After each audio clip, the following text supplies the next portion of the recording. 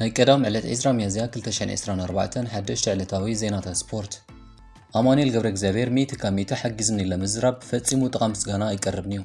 ፔድሮ ሎፖስ ናበርክቶ ኣማኑኤል ገብረ እግዚአብሔር ቃል ኣሲኢኑሉ። መራዊ ቅዱስን መትከል ኢዮብን ንጋንቶም ትሬንጋውን መሪሖም ቱርክ ኣትዮም። እቲ ምስ በዓል ማርክ ካቫንዲሽ ዝግበር ቅልስካ ሶኒ ክጅምር እዩ። ናብ ቤት ጽሕፈት ኣትየ ካብ ማድሪድ ክወጽእ ምስ በልኩ አንቸሎቲ በኺዩ ክሳብ ሕጂ ግን ልበይ ኣብ ማድሪድ እዩ ዘሎ ክብል ካዝሜሮ ገሊጹ። ሰላም ከመይ ትውዕሉ ክቡራት ተኸታተልቲ ሲኔማ ሰመረ እንኳዕ ናብዛ ቻነል ብሰላም መጻኹም። ኣቐዲምና ግን ነዛ ቻነል ሳብስክራይብ ነዛ ቪድዮ ላይክን ሼርን ኮሜንት እንዳገበርኩም ክሳብ መወዳእታ ክትከታተሉ ብኽብሪ ንዕድም። ሰናይ ምክትታል። ኣማኑኤል ገብረ እግዚአብሔር ሚእቲ ካብ ሚእቲ ሓጊዝኒ ለምዝራብ ፈጺሙ ጥቓ ምስጋና ይቀርብኒ እዩ። ፔድሮ ሎፐዝ ናበርክቶ ኣማኑኤል ገብረ እግዚአብሔር ቃል ኣሲኢኑሉ። ትማሊ እቲ ኣብ ዓዲ ጣልያን ክካየድ ዝቐነየ ቱር ኣልፕስ ብዓወት ፔድሮ ሎፐዝ ካብ ሊድል ትሬክ ከም ዝተዛዘመ ሓቢርና ነርና። ድሕሪ ዚ ኣብ ተረርቲ ዓቐባ ዝተዛዘመ በዳሂ ውድድር እምበር ዕዉት ናይዚ ቱር ፔድሮ ሎፐዝ ንዓወቱ ኣመልኪቱ ጋዜጣዊ መግለጺ ሂቡ ነይሩ። እዚ ተቐዳዳማይ ን4 ደቂ ጋንቱ ስለ ዝገበሩሉ ናይ ጋንታ ስራሕ ብምስጋን እዩ ጀሚሩ። ሎሚ ጋንታና በብሓደ ኣደናቂ ናይ ጋንታ ስራሕ ሰሪሖምለይ።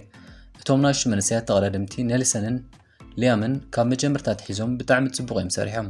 ፋቢዮን ዳሪንን ከዓ ክልተ ማእከል ኮይኖም የራጋጉንን ርእሰ ምትእምማነይ ከዕብን ይሕግዙን ነይሮም ክብል እዩ ኣመስኪኖም። እዞም 4 ተቐዳድምቲ ኣብ ዝበዝሕ ርሕቀት ኣብ ማእከል ኮይኖም ክዝውር ዝወዓለ እዮም። ዝዓበየ ስራሖም ከዓ ካብ ምጽናዕን ኣጆኸ ምባልን ዝሓልፍ ኣይነበረን። ፔድሮ ሎፐዝ ነዞም ተቐዳድምቲ እታ ዝነበረት ኣበርክቶኦም ከም ዘላታዩ ኣቐሚጥዋ። እቶም ዝተረፉ ክልተ ተቐዳድምቲ ግን ተራ ምስጋን ገይሩ ክሰግሮም ኣይመረፀን። ብፍላይ ኣበርክቶ ኣማኑኤል ገብረ እግዚአብሔር ዝሕልፍ ኣይነበረን። እዚ ተቐዳዳማይ ትማሊ ከም ዝተገልጸ ዓይንቲ ኩሉ ተኸታታሊ ናይ ውድድር ሰሊብ እዩ ውዒሉ። ሊድል ትሬክ ንባዕላ እውን ቅድሚ ውድድር ምዛምያ ኣማኑኤል ገብረ እግዚአብሔር ፍሉይ ኣራግጻ የርእየና ኣሎ። እዚ ኤርትራዊ ተቐዳዳማይ ብሓያል ናህሪኡ ንምዕቃብ ማልያ ሎፐዝ ሰርሒ ዘሎ ክትብል እያ ብኣድናቖት ትዊት ገይራ ነይራ። ኣብ መወዳእታ ከዓ እቲ ብሓያል ጻዕሪ ኣማኑኤል ገብረ እግዚአብሔር ማልያ ኣውሒሱ ካልእቲ ቀጠልያ ማልያ ዝወነነ ሎፐዝ ከዓ ከም ተራ ናይ ዝሓለፉ 4 ተቐዳድምቲ ዘይኮነ ፍሉይ መግለጺ ተጠቂሙ እዩ ኣመስኪኑ። እንተኾነ ቃላት ኣይረኸበን። ብድብድቡ ኣማኑኤል ገብረ እግዚአብሔርን ካርሎን ሚእቲ ካብ ሚእቲ ስርሖም ብጽፈት ስሪሖም ሓጊዞም ኒለን ተገሊጸ ፈጺሙ ንውዕለቶም ኣይዳረግን እዩ። ገለ ካልእ ቃል ክረኽበሉ ይሕሸኒ ብምባል እዩ ብስምዒት ሓቢሩ። እቲ ኣብ ጂሮ ዲ ኢጣልያ ዝሳተፍ ቢንያም ግርማይ ከም ኣማኑኤል ገብረ እግዚአብሔር ዝዓይነቱ ሓያል ተቓላሳይ እንተዝፈጥረሉ ዘየብል ኣይኮነን። መተሓላለኽቲ ቢንያም ግርማይ ያስፐር ፊሊፕሰን ኣብ ጎኑ ንቫንደርፖል ኣቐሚጡ እዩ ናብ ቅጽበታዊ ውድድር ዝኣቱ። ኣገዳስነት ኣማኑኤል ገብረ እግዚአብሔር እምበር ብናይ ጋንታ ዓወት እዩ ዝልካዕ። ጋንቱ እንተተዓዊታ ብርግጽ ንሱ ሓያል ጻዕሪ ኣካይድሎ ማለት እዩ። መራዊ ቅዱስን መትከል ኢዮብን ንጋንቶም ትሬንጋውን መሪሖም ቱርክ ኣትዮም። እቲ ምስ በዓል ማርክ ካቫንዲሽ ዝግበር ቅልስካ ሶኒ ክጅምር እዩ። እቲ ዝዓበየ ናይ ሃገረ ቱርኪ ዙር ፕሬሲደንሻል ሳይክሊንግ ቱር ኦፍ ቱርኪ ሶኒ ዕለት 21 ሚያዝያ ክጅምር እዩ። ክሳብ ሕጂ ከዓ ማርክ ካቫንዲሽ ዝርከቦም ልዕሊ 170 ተቐዳድምቲ ነዚ ውድድር ድሉዋት ኮይኖም ኣለዉ። ኣብዚ ዓብ ዙር እምበር ንመጀመርያ ግዜ 5 ኤርትራውያን ተቐዳድምቲ ብምስታፍ ናብ ቱርኪያ ምእተው ይርከቡ። እዞም ተቐዳድምቲ ናትናኤል ብርሃንን ጴጥሮስ መንግስትን ኣቐዲሞም ኣብቲ ሃገር መደበሮም ሒዞም ስለ ዝጸንሑ ዳርጋ ተቐበልቲ ኣጋይሽ እዮም። እዞም ክልተ ተቐዳድምቲ ንጋንታ ቤዞክ ኣብ ማእከል ሃገራ ዓወት ከምጽላ ዝተመዘዙ ተቐዳድምቲ እዮም። እቶም ትማሊ ናብ ቱርኪ ምስ ጋንቶም ዝኣትዉ ከዓ መራዊ ቅዱስን መትከል ኢዮብን እዮም። መራዊ ቅዱስ ቅድሚ ሕጂ ኣብ 2019 ኣብ ናይ ግዜ ናይ ሳልሳይ ደረጃ ሒዙ ዛዚሙ ምንባሩ ኣይርስዕን። በዚ መሰረት እምበር መራዊ ቅዱስ ሓደ ካብ ተጠመድቲ ተቐዳድምቲ ናይዚ ውድድር ብምዃኑ እዩ ኣትዩ ዘሎ። ድሕሪ በዓል ማርክ ካቫንዲሽ ዓብ ስም ካብ ዘለዎም ተቐዳድምቲ ሓደ መራዊ ቅዱስ እዩ። ዝርዝር ሓበሬታ ናይ ዙር ጽባሕ ሰንበት ምስ ርጉእ ተሳትፎ ዳዊት የማነ ጠርኒፍና ክነቕርበልኩም ኢና። ናብ ቤት ጽሕፈት ኣትየ ካብ ማድሪድ ክወጽእ ምስ በልኩ አንቸሎቲ በኺዩ ክሳብ ሕጂ ግን ልበይ ኣብ ማድሪድ እዩ ዘሎ ክብል ካዝሜሮ ገሊጹ። ካብ ሪያል ማድሪድ ናብ ማንቸስተር ዩናይትድ ካብ ሰጋገር 2 ዓመት ገይሩ ዘሎ ብራዚላዊ ኣከፋፋሊ ካዝሜሮ ኣብ መወዳእታ ካብ ማድሪድ ክወጽእ ከሎ ዝነበረ ስምዒቱ ገሊጹ። እዚ ኣብዘን 2 ዓመታት ከምቲ ዝለመዶ ናይ ዓወት ጉዕዙ ዘይሰለጦ ብራዚላዊ ኣብ ሰዓት ብተደጋጋሚ ክንቀፍ ይዝረአ። ካዝሜሮ እምበር ድሕሪ ዝወርዶ ዘሎ ነቐፌታ ካብ ዓወት ዝልማዳ ጋንታ የናባኹም ወሪደ ዘስምዕ መልእኽቱ ኣመሓላሊፉ ኣሎ።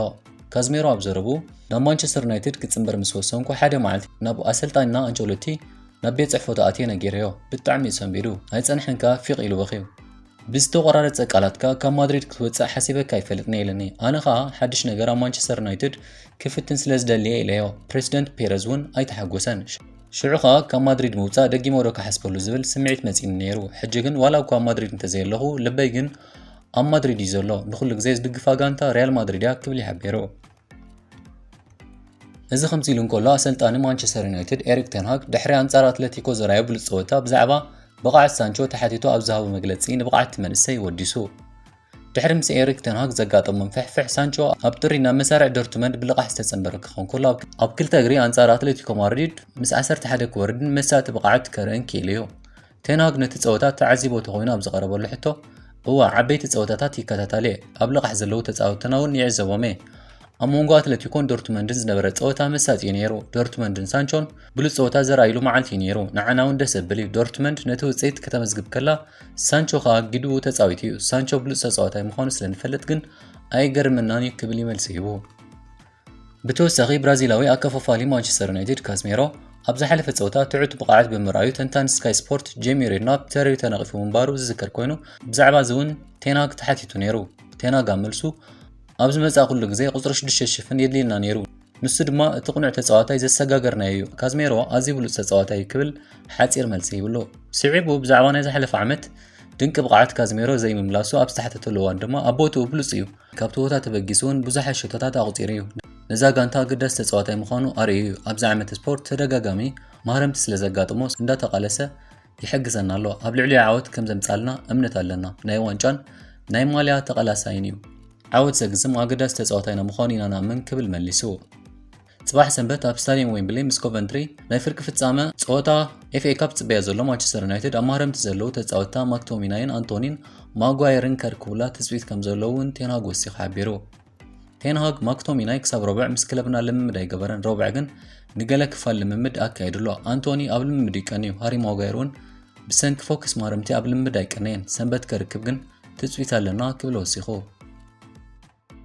ወላዲዩን እስጳኛዊ ኣጥቃዒ ክለባት ሊቨርፑል ቸልሲን ኣትሌቲኮ ማድሪድን ፈርናንዶ ቶረስ ከም ዝዓረፈ ቶረስ ኣብ ናይ ማሕበራዊ መራኸቢታት ሕሳቡ ገሊጹ ቶረስ ኣብቲ ዝዘርግሖ ናይ ትዊተር ጽሑፍ ሰንኪ ሞት ወላዲዩ ናይ ምጽናዕ መልእኽትን ዝሰደዱ ዕረኽቱ ናይ ምስጋና ቃል ዝሓዘ ጽሑፍ ድሕሪ ምዝርግሒ ሞት ወላዲዩ ዝተፈልጠ እቲ ጽሑፍ ነዚ ዝሕዝን መዓልቲ ብስም ስድራይን ነብሰይን ዝገበርኩሞ ደገፍን ምጽናዕን ንኹሉ ሰብ ካብ ልቢ ከየመስገንኩኹም ክሓልፍ ኣይደለን ብሰላም ዕረፍ ኣቦይ ኩሉ ግዜ ኣብ ሓሳበይ ኣለኻ የፍቅረካየ ዝብል መልእኽቲ እዩ ነይሩ ባርሴሎና ንኩነታት ኣርጀንቲናዊ ኣከፋፋሊ ሪያል ቤቲስ ጂዶ ሮድሪገዝ ብቐረባ ትከታተለላ ብዘይካ ባርሳ ኢጣልያዊት ክለብ ናፖሊ እውን ንኩነታት ዘዕውት ዋንጫ ዓለም ኣከፋፋሊ ትከታተል ዘላ ክለብ እያ ሮድሪገዝ ምስ ቤቲስ ዘለዎ ውዕል ኣብ ክራማት ዝዛዘም ኮይኑ ምዛ ክለብ ኣብ ምንዋሕ ኮንትራት ዝዓለመ ዘካይድዎ ዝርብ እኳ እንተዘየለ እዚ ኣርጀንቲናዊ ኣብዛ ክለብ ክጸንሕ ግን ድላይ ከም ዘለዎ ምስ ተፃዋታይ ቅርበት ዘለዎም ወገናት ይገልጹ ባርሴሎና ንዝምኩር ተፃዋታይ ኣብ ክራማት ብነፃ ክትረኽቦ ትኽእል ብምዃና ምዚ ተፃዋታይ ስምዕ ንምክያድ ዝኽእሉ ኣማራጺታት